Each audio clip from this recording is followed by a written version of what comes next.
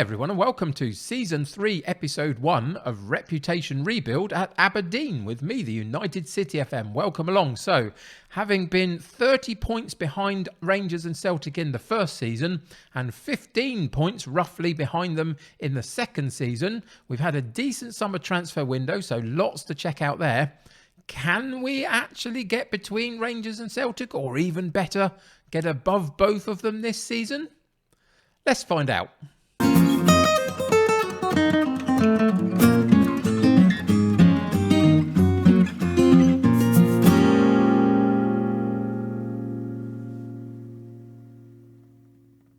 Welcome back to Aberdeen. So I haven't recorded an episode of this for a couple of weeks just because we've been going through a Euros Championship save with Belgium.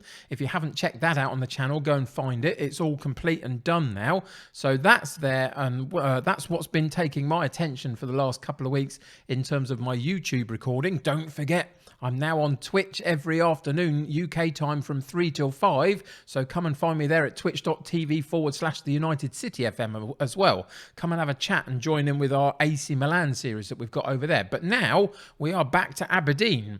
And Aberdeen, this was always intended to be a 3-season series to try and find a way to see if we could get Aberdeen back to the top of Scottish football. Now, it's been a lot of hard work so far. We've done okay, but Rangers and Celtic are a really tough nut to crack. And we're nowhere near it just at the moment. Can we do it in this third season? To be honest, I'd be happy if we found ourselves between them at the end of the season. I think that's a step in the right direction. Whether we can beat both, not so sure about, especially Rangers seem to be a bit of a cut above us at the moment. Anyway, for the third season, we're going full bore at it. We've changed the squad around quite a bit in the summer. We've brought quite a few loan players in. And we have changed the not the shape, but the personnel in certain positions in our starting lineup as well.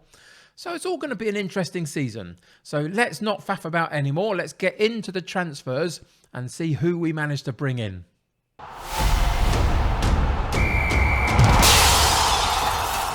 So at first glance, this does not seem particularly exciting, does it? All of our transfers are listed for this season. There's only one person to talk about, but that's not strictly true because I did a lot of it right at the back end of last campaign before we got into the summer window properly. And so that's where they sit in terms of who we bought in when. So you can see down in the bottom section here, we've got about 1, 2, 3, 4, 5, 6, 7, 8 players that I bought in at the back end of last season. Quite a lot of our older generation went out of the club. The likes of Shay Logan and Ryan Hedges, for example, you can see them down here. They left. Also, Ethan Ross, for example. So there's lots of players that have gone out of the club. Some have just been sent out on a free transfer. Some have had contracts that have concluded. So there's lots of reasons why. So we didn't have a lot of money, to be honest, and we haven't spent a lot of money, but I think we've improved our squad. So the very first player on the list that I got in was our third striker. We play one up top. I need 3 good strikers to fill it. We've got Nisbet, we've got Delap, both from last season, and now we've also got Lawrence Shanklin, who was off on a free transfer having had his contract run out, and so we picked him up for nothing. And so as a third striker to rotate with those two, I think this is pretty much as good as we could have found for nothing in the summer transfer window. So Lawrence Shanklin comes into the club and will fight with Nisbet and Delap for that starting position. So that's the first of our new players in. Now a couple of central defenders. We lost a couple in the summer. Considine was one that was like 35 years old, so we let his contract run out. So we needed some replacements. And one of the first replacements is this guy, Jason Kerr, who we bought in from St Johnstone. Again, not a huge deal for us in terms of finances, but a good deal and a definite step up in terms of age, but also I think in terms of quality. There's some key attributes there for the defending position that we want him to play. So Jason Kerr comes in, and one of our backups to our starting lineup will be this guy, Nigel Lonwick. And he's a 19-year-old youngster. We've got him on loan from Wolves. And I think there's some mental attribute gaps But other than that, physically and in key areas for the technicals, I think this guy's going to be decent cover for us. And I think some of these will improve as the season goes on. So he'll be one of our backup central defenders for this coming season. We then got a real change up in midfield, and it was brought about by being able to get this guy on loan from Liverpool, Marco Gruic. Yeah, that's what I'm going to go with. And he plays as a holding midfield player. Now, McCrory is our number one guy in that position up till this point. But the thing about McCrory is actually he's much more than a holding midfield player. He can do lots more. So we've moved him further up into midfield for this coming season, and it'll be Marco Gruic that will play as our holding midfield player in that central midfield three that we play. One holding midfield player and two central midfield players. We'll look at the tactic and the formation, etc. in just a little while to show you exactly what's changed. But basically, this guy enabled me to move the personnel around a little bit. And so Gruic comes in and he plays as the holding midfield player for us. The next one on the list I was really happy to get. Again, you can see the big names here from the Premier League. We've been loaning players from Liverpool, Man City and Chelsea this season. The next one from Liverpool is a right-sided winger, very good young right-sided winger in Harvey Elliott, 19 years old, but again is a real cut above what we had previously. I will show you that in just a second. But if we look here, a little bit more pace would be preferable, really, but a lot of flair, a lot of good dribbling. First touch is good, passing's great, and technique. And he's also got a decent amount of crossing and a long shot on him as well. So off that right-hand side, he will cut in on his left foot. But here's the reason why I'm excited by him. So take a look at his attributes. Then we're going to come out of here and we're going to go to Ryan Hedges, who is the guy that we got rid of last season. From last season, should I say, that played this particular role. At the age of 27, he wasn't a bad age, but the physicals are not there. There's some gaps in his mentals. His crossing ability wasn't fantastic. I think we've got an upgrade here. I really do. And for the amount of money that we're paying also, I think it's a good deal for the club. Hedges, in terms of his mental attributes and his physicals, I just didn't think was going to be able to cut it to where we want to go. So Harvey Elliott comes in. Man City's James Trafford is the next one, and this is a good young 19-year-old backup goalkeeper. We've still got our number one choice goalkeeper, but this is now going to be our backup. And this is another good young player, I would suggest. For the physicals, there are always going to be a couple of gaps in there for goalkeepers. A little bit low on some of the mentals, but key areas, again, as a 19-year-old, at the level that we're playing at, I'm pretty happy with this, and I'm really delighted that we've got a good young talent into the squad again. Try to lower the age a little bit and give a little bit more energy about our side. So another of our new defenders is going to be on the left-hand side, and we've brought him in from Norwich for a fee of £275,000, which actually, for this player, I don't think is too bad. Philip Heiser comes into the club. Not a brilliant player, but a very good player, made so by some very good physical attributes, reasonable everywhere else, and comes in to challenge down that left fullback position. So Philip Heiser comes into the club. The last on this page is another youngster from Chelsea on loan, but he again is changing my central midfield up quite considerably with a lot more quality on the ball than we've had before. So he's got 17 passing, 17 technique, vision is really good, but so is his work rate and his determination, good physicals. I think at 19 years old, I think this is a bit of a coup for us to have got through the door, and he will play a big role in the creative influence in midfield this coming season. Again, we'll look at the formation and the structure in just a second to see how he fits into it. But we will move on to this current season and look at our final player. Now, the reason for this player particularly, there's two reasons. One, we needed another left-sided winger, and this is going to be the guy to do it. But if you recall, we've got Middleton, who is on loan from Rangers, that we have secured for this season as well. But the problem is, of course, if you then play Rangers, which we do a few times a season, you can't play him because he can't play against his parent club. So this guy comes in from Celtic, who of course is one of our other big rivals. And so whenever we play Rangers, we can play this guy instead, and vice versa. When we play Celtic, it will be Middleton. He again is not the finished article and may look a little bit below what we've seen in some of the other players we've brought in. But actually, I think for 23 years old, on loan from one of our rivals, the physicals are nothing hugely exciting, but there's some good mentals in there. And he's a step up again in terms of what we've had on the bench for a left-sided winger. Middleton is very much the first choice. But again, let's go and check out who this guy is kind of replacing. So take a look at his attributes, and then we're going to come out, we're going to go back a page, and we're going to go down to the bottom here and look at Ethan Ross, who has gone to Dundee, and this was our option off the bench last season, and the two don't even compare. He's got youth on his side, Ethan Ross. He was a good prospect in terms of bringing him through the system at Aberdeen, but these attributes are nowhere near as good as what we've managed to bring in. And if we look at his career stats, he played 14 games for us last season, didn't get a particularly great high average rating, still got a few goals though.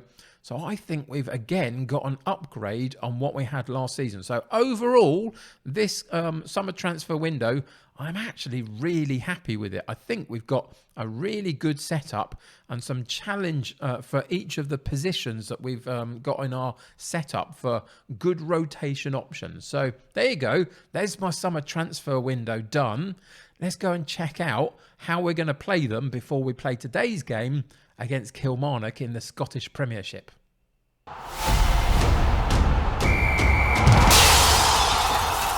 So those of you that have been around for a while on this series will know that this is how we play the 4-3-3, but you can see there has been a fair few changes dotted throughout the side. Now, we've got a couple of injuries today. Joe Lewis, our number one goalkeeper, is out just for a couple of days. Well, a couple of weeks, should I say. We've also got Sean Goss out for a few days, and also McLennan, our right side winger option, out for a couple of days as well. So those three players don't make the starting squad for today's match, but will show themselves as the weeks go on. But other than that, everybody else has come through the pre-season pretty unscathed and happy to play. So the big change that we have made this season is about McCrory, as I said earlier, while we were looking at the new players. And so Grujic is now playing in that deep-lying role as the defensive midfielder, which has enabled us to play McCrory as the central midfield, box-to-box midfielder. And I think that whilst I'd like a little bit of a better long shot on him, the actual energy to get up and down the pitch and impact both parts of our game in terms of defence and offence, I think this guy can do it. And I think that we need to get him much more involved in the game than we have previously. So that's what we've done. We've switched that around just for this season to see how it works. We can always change it up again as the season goes on. But along with Bate in there as an advanced playmaker, because of his incredible passing ability and his good vision as well, I think that we've got a very interesting central midfield three this season, ably supported by the likes of Ferguson and Campbell that were key to us over the last couple of seasons, and now just give us a few options off the bench. So you can see the new guys in there. Trafford is playing because Lewis is injured for the next few weeks, as I say. We've got Kerr at the back making his debut, and Heiser as well. Grujic in midfield with Bate. We've got Elliott on the right-hand side, and most other of our newbies are pretty much on the bench. The only one that's not, because we've got really good options, is Shanklin, who doesn't quite make it. Delap is on the bench. So all of that means that we stick in a vertical tiki-taka style. We're in the positive mentality. We're trying to find a way to play our game and instill our game on the opposition, even when we come up against the likes of Rangers and Celtic. I think this playing staff is better than we've had before. So let's see how we get on and see if we can do what we did last season and pretty much dominate everybody other than Rangers and Celtic and try and nick a few points off them here and there to stay as close to them as long as we can through the season. First up for us is Kilmarnock. We are suggested to finish third again in the pre-season preview, but that's kind of what you would expect. Can we do better than that? Let's find out together. So, for the first game of the season against Kilmarnock in the Scottish Premiership, we've got Trafford in goal, Hernandez at right back, Heise at left back, Kerr and Finlay in central defence, Grujic, McCrory and Bate in central midfield, Elliott on the right, Middleton on the left and Nisbet up top, with a bench of Lonwick, Ramsey, Demir, Ferguson, Campbell, Johnston and Delap. So let's get into today's game and see what happens.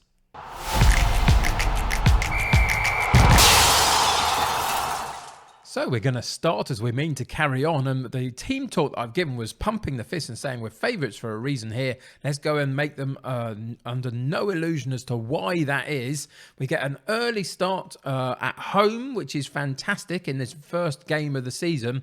Let's see if we can get some positivity from this particular performance, see if some of the new guys can settle in and see what we can do against a side that we really should be beating. So we get a chance down the left-hand side, cross comes in, Nisbet drops it back, and I think it was McCrory who drove into the box in that box-to-box midfield role that we've now got him in, but blasts it over the top of the bar. And a good early chance to get a sighter at goal. We didn't quite manage to make the goalkeeper work on that occasion, but important nonetheless, just to get on the front foot and see what we can do. Early stages have been a little bit quiet, just that one shot at goal that we missed. Kilmarnock have not offered much so far. We've had lots of possession, but not an awful lot of drive to get through on goal and cause problems for their goalkeeper. Now we've had a couple more shots, but even so, 25 minutes gone, and that's the only highlight that we've seen in this opening fixture so far. Cagey start, it feels like. Nobody wanting to give anything away too much on the opening day. We're going to have to bring them in at half-time potentially and just push them to be a little bit more expressive as we move forward potentially. But 40 minutes gone, we are approaching half-time. I can't say that it's been particularly exciting. Welcome back to another episode where not a lot happens in the match engine. But I can't control those things. We have to roll with the punches. 7 shots at goal, 3 on target. Only that one highlight. 1 shot and none on target for them. Lots more possession for us. But as I say, we've been a little bit toothless in front of goal, apparently, because we haven't been able to see any of the highlights. 0.86 XG. So we're beginning to push to that 1 XG, which would potentially provide us with a goal. We'll have to wait and see what the second half brings.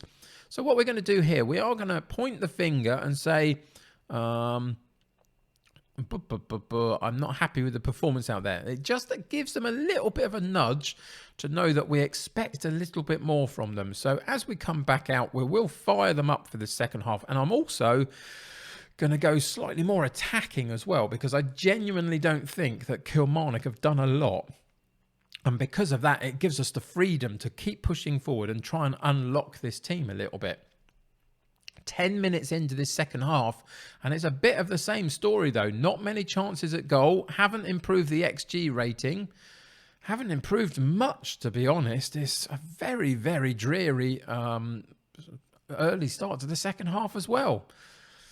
We've had a couple more shots that have sent us over the XG rating of 1. So we are pushing for that goal, but we haven't found any yet. It's 68 minutes. I've paused the game just so we can make a couple of personnel changes because we really should be doing a little bit better. Nisbet is one of the key issues. 6.3 average rating for this game. Straight away he comes out for Delap to go back in and see what he can do in the early stages of this season. Got a yellow card to McCrory. Couple of slightly lower ratings, one for Middleton, one for Hernandez. Don't really want to change either of those two people at this precise second, though. What are we going to do, though, to change it up? I think what we're going to do is we are going to take out the yellow card of McCrory because we can't afford for him to have a problem. And we're going to bring Ferguson on, and he'll play in that box-to-box midfield role for us. And I think we are going to take out Harvey Elliott. Are we? No, we're going to take Middleton out. We're going to take Middleton out because we've got a better replacement for him on the bench than we do for Elliott on today's match day squad. So Mikey Johnston, the loanee from Celtic, comes in to replace Middleton on the left-hand side of our midfield. And that's the change that we're going to make. So we'll see what difference that can make as we move through the remaining 20 minutes or so of this particular match. You can see here Rangers have still started well, 4-0 up against Hearts. We can't really afford to lose too many points against these types of teams. Now, Kilmarnock are an okay side, but that's not really the point. The point is we should be doing better against them than we are. So I'm going to demand more for the last 10 minutes of the game. And we are actually going to go very attacking, right on the front foot. See if we can get anything out of these last few minutes. We should be having many, many more chances than we've had in front of goal. Here is one, though, from a throw-in. Finally, we get a highlight. Cross comes in, and it's Johnston, the debutant, one of the debutants that has a go at goal. Really good one. Can't quite beat the block in front of the goal, though. And they eventually get it cleared. And that was potentially our one and only chance on the highlights to actually take these 3 points. It's drifting towards the full-time whistle. There it goes. And to be fair, that is an absolutely awful first day result for us. We needed to get off to a really positive start, really get some goals about us, push the momentum and the morale of the team. And we just looked a little bit meh. Well, I say we looked like it. We didn't see them. There was like 2 highlights the entire game. Quite disappointed by that start, if you can't tell. 11 shots at goal, 5 on target is good enough to have at least got a goal. 1.47 XG rating, so we should have got that goal. And we could not quite break them down and breach their back line enough. Disappointing to say the very least, but I guess at least we didn't lose. We kept a clean sheet. They didn't really do anything against us at all, so we looked comfortable on that side of the game. But come on, boys. If we're going to find a way to get above either Celtic or Rangers or both, we're going to have to do a darn sight better than that.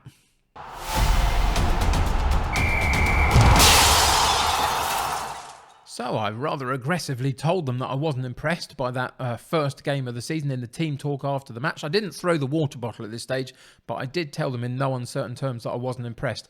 Some of them weren't particularly happy about that, but for goodness sake, we should be winning that type of match. Even though it's early and we've changed quite a few of the personnel, there's some good players in our squad and they needed to show up. So we're going to have to do this the hard way, it looks like. So where are we coming back for next episode? If we go and have a look at our schedule, the first of the big 2 that we play is against Celtic, but that's only in a couple of games' time from now. So we're going to miss that one out for now, and we're going to go to the Rangers match in mid-September instead.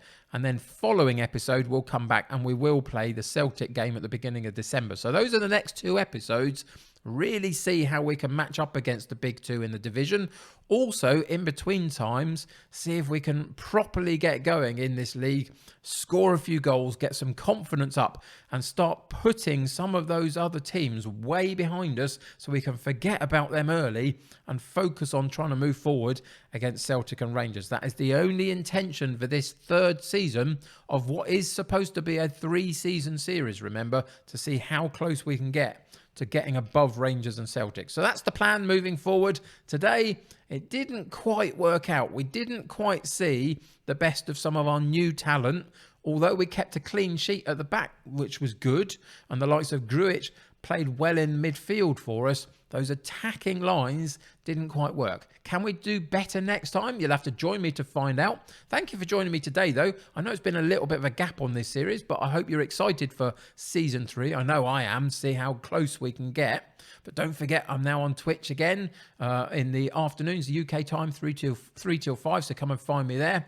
Until next time for this particular episode, though, thank you for joining me. Subscribe to the channel if you haven't already and join my United City community. The more the merrier. Click that like button on this particular episode. That'll help me get seen by lots more people. Until next time, though, take care of yourselves. I'll see you very soon.